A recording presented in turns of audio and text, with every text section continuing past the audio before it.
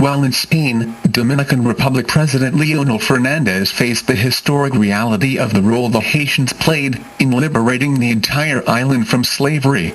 This has been released and signed by Hector Pastor Vasquez Frias, the Dominican Consular Minister at the Dominican Embassy in Haiti.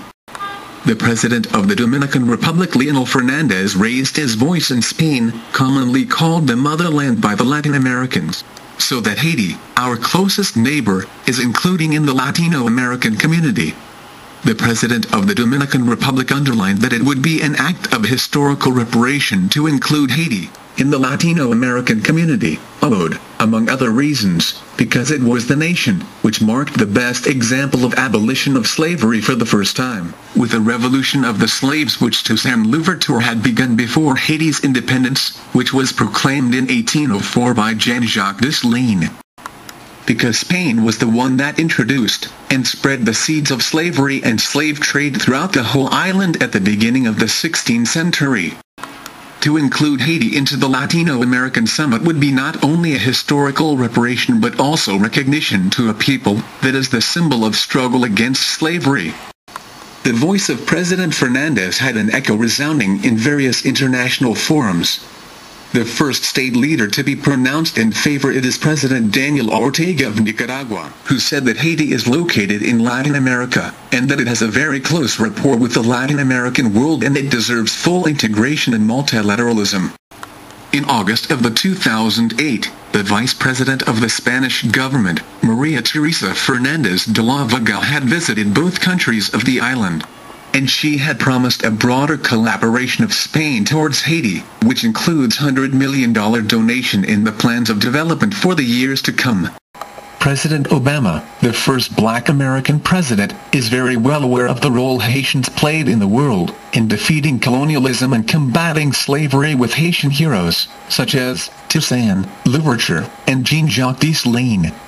It's not surprising that President Obama has nominated two Haitian-borns to two high-profile positions in his cabinet.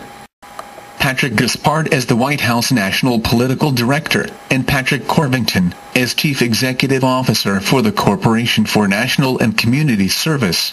General Secretary of United Nations Ban Ki-moon had announced the nomination of the former U.S. President Bill Clinton as Special Envoy for Haiti. And I want to underscore what Fareed said because it hasn't been said yet on this program.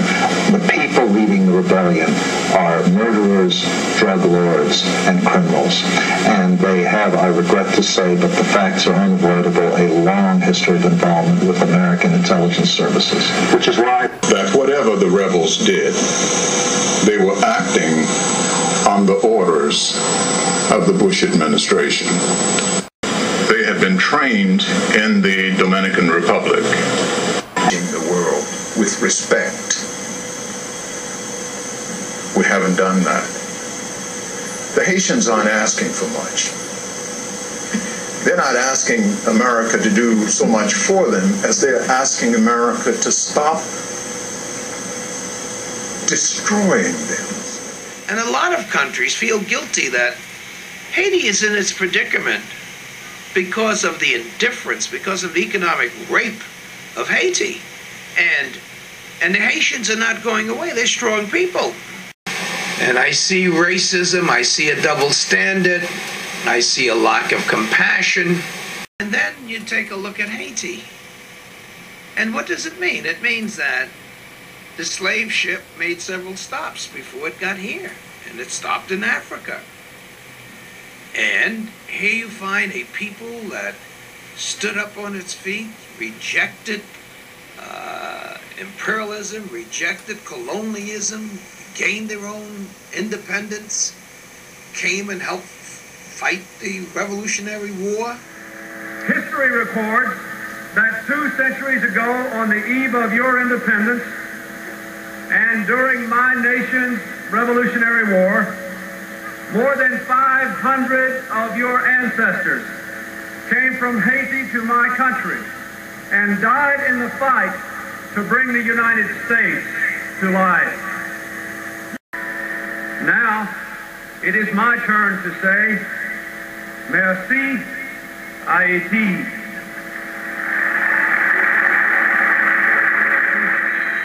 Merci, Haiti.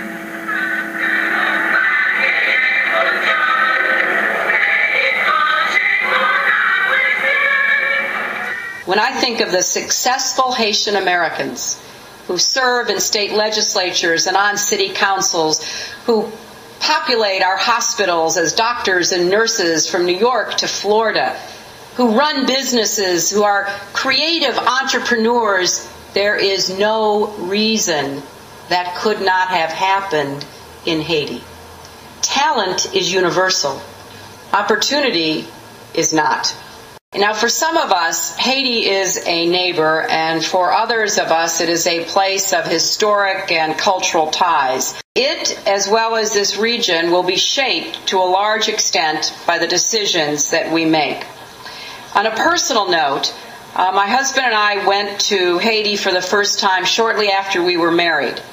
So we have a deep commitment to Haiti and the people of Haiti. Our homes are filled with art from Haiti.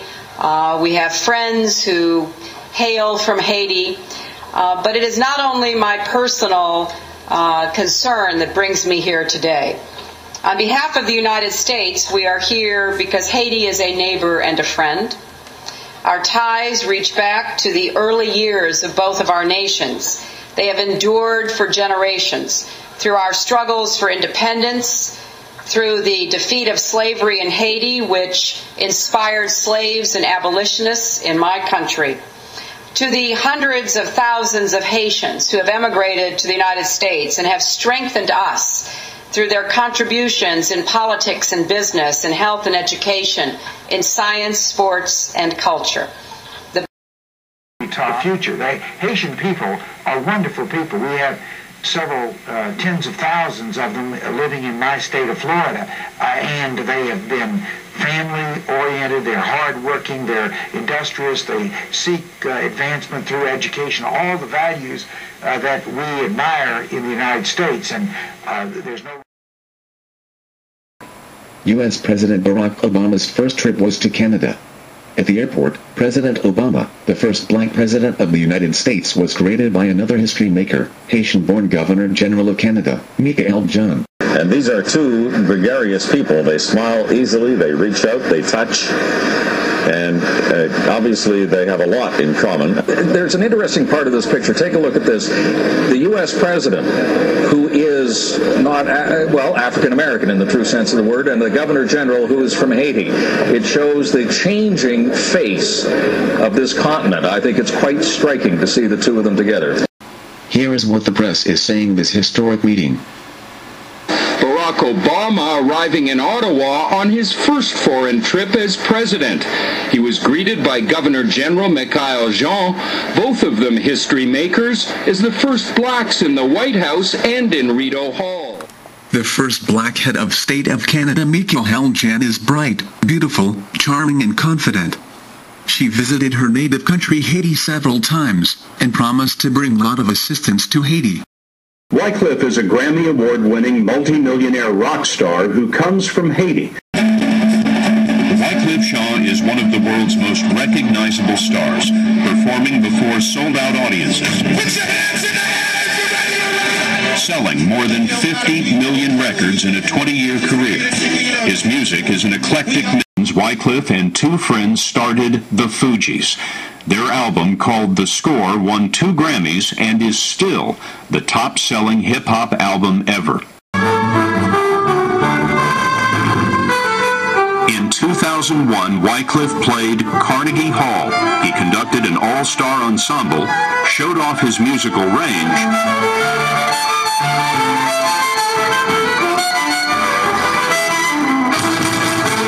and there was one big surprise.